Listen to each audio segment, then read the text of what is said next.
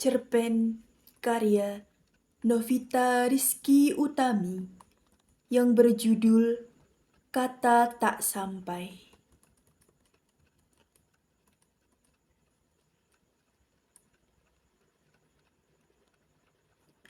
Satu buah ubi rebus ini hanya cukup dihabiskan berdua. Tapi lelaki renta itu justru membaginya menjadi 5. Untuk dirinya sendiri dan keluarganya. Hari ini, bahkan juga esok hari. Tak ada beras maupun telur. Petang tadi, Bapak menemukan sekaleng camilan. Hanya ada remah-remah di dalamnya. Tapi tetap dibawa pulang dengan riang. Serpih yang kerap orang lain anggap sebagai kotoran itu akhirnya mampu mengganjal perut keroncongan, memberi sedikit energi.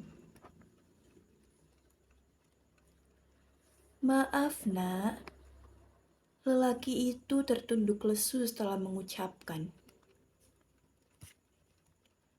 Situasi ini pernah terlintas di pikiranku. Aku tahu ekonomi Bapak memang jauh dari kata baik dari dulu. Bahkan tempat yang tengah kami huni juga jauh dari kata layak. Namun, ucapannya malam ini cukup menyakitkan. Tapi, suaraku tersekat di tenggorokan. Belum usai kalimat meluncur, adik bungsuku berseru. Mas, jangan egois. Kamu mau kita semua mati kelaparan karena membayar biaya sekolahmu? Galuh berkata sembari menahan air mata yang terus mengucur di kedua pipi. Aku terkejut. Kemiskinan sudah sekejam itu mendewasakan pola pikir anak berusia 13 tahun.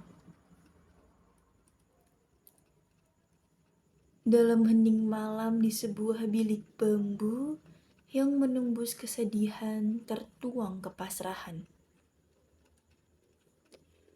Kupandangi langit di antara hembus kencang angin malam yang cerahnya mengandung rembulan dengan balut sinar keemasan. Aku termenung, menimang-nimang puluhan kemungkinan yang boleh jadi keputusanku perihal masa depan.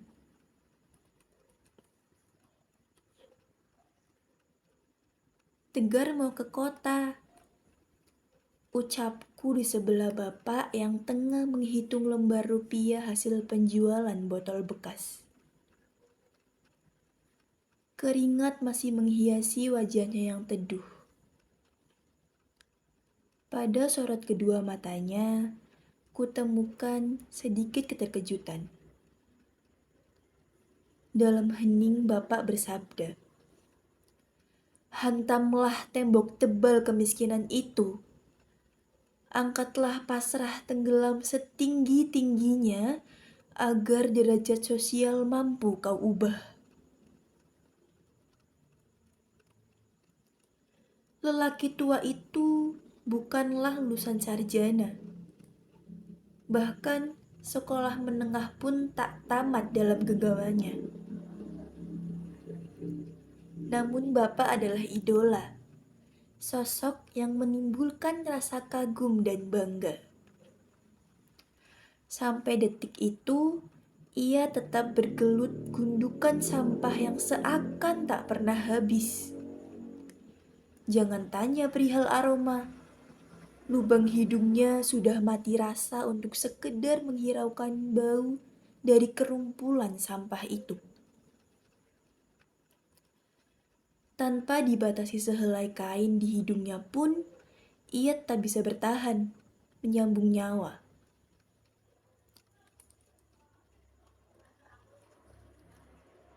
Diantarkannya aku menuju kota dengan lori pengangkut kelapa. Entah sudah berapa perempatan jalan kutemui. Sejak keberangkatanku dari terjalnya bebatuan pelosok desa menuju kilometer 17 sampai simpang Rumah Sakit Sudirman, tak sempat lagi kuhitung berapa banyak perempatan atau tikungan. Pada tiap perempatan dan tikungan, selalu saja kutemui beragam bentuk kemiskinan. Ada puluhan, bahkan ratusan kelaparan di sana. Tak jauh berbeda dari kehidupanku di desa. Aku turun, tepat di depan pusat perbelanjaan. Sepatu usang yang lensol bawahnya akan lepas menjadi dua, menjejakkan kaki di kota untuk pertama kali.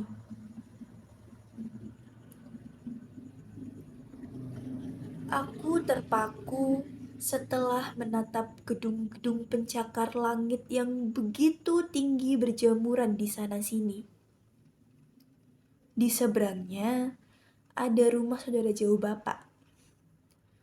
Ternyata di sini juga masih banyak lagi kutemui kelaparan. Kemiskinan masih menempel di setiap dinding kota, di setiap jembatan penyeberangan. Di tepi kota, tampak hunian kumuh tak beraturan. Separuhnya terbuat dari kardus, sisanya terbuat dari potongan kayu buangan pabrik. Burung gereja hinggap di kabel listrik. Di bawah naungan langit hitam asap roda industri. Tak ada keindahan senja ketika aku tiba di kota. Ketika aku berada di kota. Di balik kemasyhuran kota, selalu ada pilu yang tergambar di wajah orang miskin.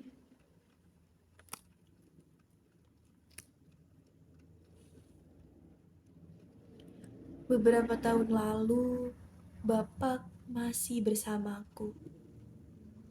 Beberapa tahun lalu, Bapak yang mengantarkanku. Kini aku harus merindu. Ratusan kilometer seakan memberi sekat antara kami. Bapak menitipkan kami di dunia nyata, sedang dia di dunia berbeda.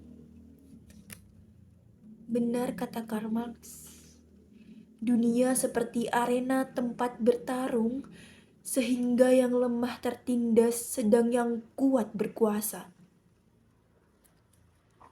Bayang-bayang kehancuran dunia seringkali nampak di kota, bukan di desa. Perlahan, aku menyesap secangkir kopi panas tanpa gula. Rasa pahit di permukaan lidah justru membangkitkan gairah. Mendadak teringat perkataan orang yang paling penting di hidupku. Bapak selalu beranggapan jika takaran kebahagiaan seseorang tidak bisa disamakan. Terimalah toga kelulusanku di pusaramu, Pak.